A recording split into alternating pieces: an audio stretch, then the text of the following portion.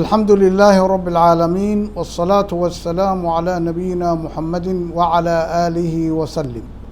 السلام عليكم ورحمة الله وبركاته. ما أنت نقول الوحي نكهد لنا موضوع أرنية قيمها مالك وليه واحد مقل جرتي أما مقل دونتا سومالي ده حدادا هو كله wasakda adduunyada oo ay ula jeedaan maalka maxaa warkaas ka jira waxaa inoogu soo hormaray mawduuc hadda ka hor aan ka hadlay faqriga ma la khafiifin karaa oo aan jeclahay inaad dib ugu noqotid waxyaalo badan oo la xiriira maalka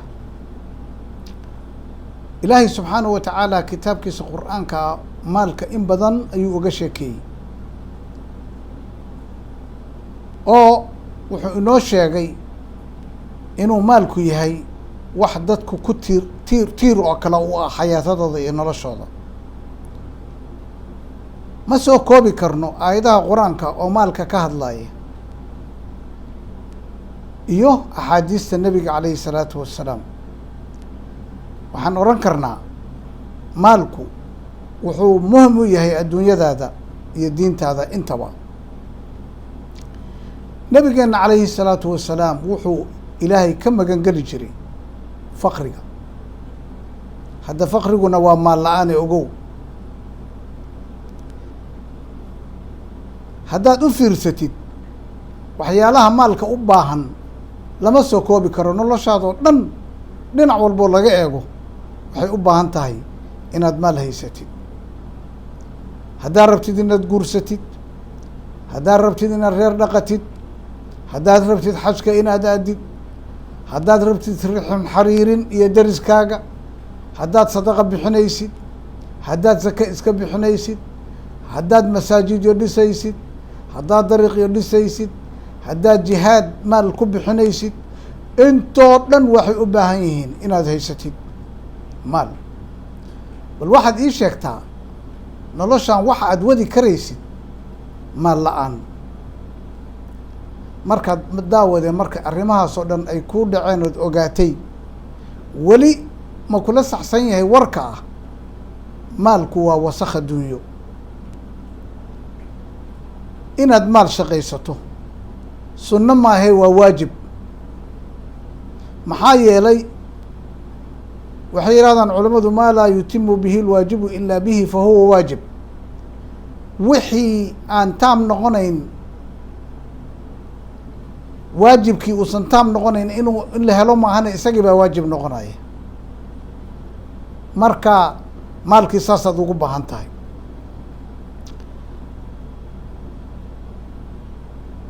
waxaa ilaahay subxaanahu wa tacaala suurat jumuca aakhirkeeda inagu faray haddii aada salaada tukataan waa salaadii jimcahe ogow ku faafa dhulka buu yihi ilaahay subxaanahu wa tacaala oo risiqiisa raadsada risiqiisana raadsada hadda waxaa la shaqaysta weeyo wax samaysta wax dhaqda haddaad ku noqotid nebiyaalkii nebigeena ugu dambeeyey intii ka horreysayba badankoodu waxay raaci jireen ari waxay tumi jireen birta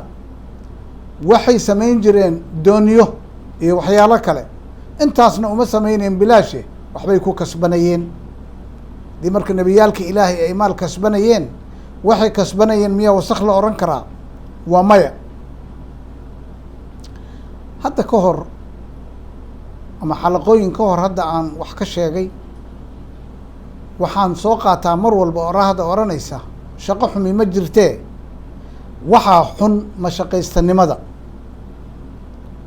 taas ayaa ceeba shaxaadka ayaa ceeba baryada ayaa ceeba tuuganimada khayaanada waxisdamamarinta dhaca iyo wixii la mid ah waxyaalahaasaa ceeba ee shaqadu shaqo xuni maba jirtoba inuu maalku waxtar leeyahay laguguna dhibi karo waxaa kuugu daliila hay-ado badan oo waddankeenna ama waddamada muslimiinta sidii ma garanaysaa ayixii u dhex yaacaya oo magacyo fara badan oo kala badan wata oo qurux badan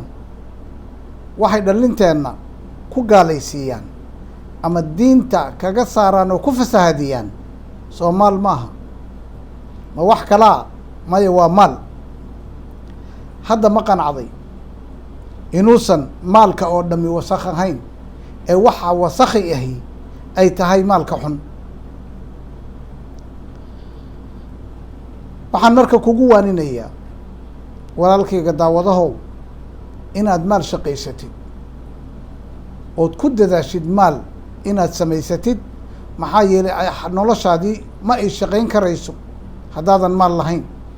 waxaad noqonaysaa mid miskiin oo dad ku tiirsan oo layska eriyo albaabada laga xirto marka lagu naco kiibaa soo socday albaabka inoo xira in la yidhaahdo ayaa dhici karaysa ugu dambayn waxaan kugu waaninayaa shaqayso maal laakiin waa inay shuruudaha soo socda aada maalkaagaas ka ilaalisaa ama ku ilaalisaa kow ha u malaynin maalka aada shaqaysatay inaad ku keentay caqligaaga iyo cilmigaaga iyo tabaha aad taqaanid oo keliye ogow ilaahay wuxuu gacanta kuu geliyey inay tahay laguna imtixaamayo labo maalkan waa inaad u shaqaysataa si xalaalah oo uu kaa soo galaa dariiqyo xalaala aad ku shaqaysatid si ay taasu u dhacdona ood xaaraantii isaga ilaalisidna waa inaad kala barataa xaaraanta iyo xalaasha saddex ha noqonin mid maalka ku dhegan oo bakhaylah ee iska bixi wixii xuquuq ah oo kugu waajibay sida zako ha noqoto sadaqo ha noqoto quudin ma garanaysaa reerkaaga ha noqoto iyo wixii kale oo lagaaga baahdo oo ilaahay iyo rasuulkiisu ay ku fareen tan shanaad maalku yuusan gacanta qalbiga kaa dhex fadhiisane ha noqdo mid gacantaada keliya ku jira oo bimacnaa waxaan ka wadaa maalka ha u jeclaanin si daranoo berri hadduu ku dhaafo ha isdilin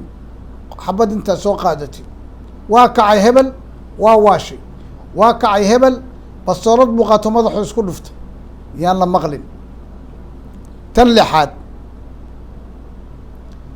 adduunyada waa lagu tartami karaa oo tijaarada ha noqoto ama shaqo ha noqoto laakiin si banna sharcigu ogol yahay uma garanaysaa tartan u tartan oo maalka ugu tartanoo ha noqonin mid ku dadaala dadka kale inaad suuqa ka saartid mathalan oo kale dadka tijaarada kugula jira inaad suuqa banaanka ka fariisisid ha ku dadaali tan sideedaad ilaahay uga mahadnaq waxa uu ku siiyey oo maal ah markaas maalkii waana laguu barakaynaya ilaahay waa kuu barakaynayaa waana kuu ziyaadinayaa intaasoo shuruuda ka ilaali ama ku ilaali maalka aada kasbanaysid